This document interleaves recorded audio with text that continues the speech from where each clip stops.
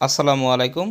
আমাদের বেস ঢালাই এবং আমাদের কলামের জন্য যেটা করতে হচ্ছে সেটা হচ্ছে যে আমাদেরকে এগুলো এখন খনন করতে হচ্ছে। তো আসলে আমি এজন্যই এগুলো তৈরি করতেছি, বা আমি বেস ঢালাই বা কলাম বা বিম এগুলো করতাম না, কারণ এই মাটিটা আমরা নতুন করে খনন করছি বা আমরা পুকুর ভরাট করে কিন্তু এই খামার সেটটা করতেছি, যার ফলে কিন্তু এটা করতে হচ্ছে। তো অনেকেই জানতে চেয়েছেন যে এখানে কত ইঞ্চি কি করলাম বা কত পরিমাপে কি করলাম। তো এখানে যে আমি কলামটা দিচ্ছি, এই কলামটা থাকতেছে আপনার 9 ইঞ্চি করে, 9 ইঞ্চি করে চতুর্দিকে থাকতেছে।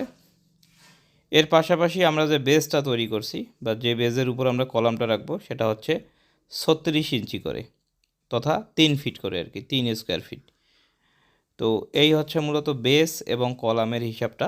বা এটা আসলে আমি এটাও এজন্য করতাম না, কারণ আপনারা জানেন যে এই দিকের ওয়ালটা কিন্তু আমার আর লাগতেছে না, যেহেতু আমার একটা ওয়াল আছেই, এখানে কিন্তু আমার অনেক টাকা সেভ হবে।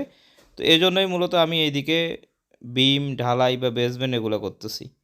তো কেমন হয়েছে অবশ্যই জানাবেন। ধন্যবাদ সবাইকে। আসসালামু আলাইকুম।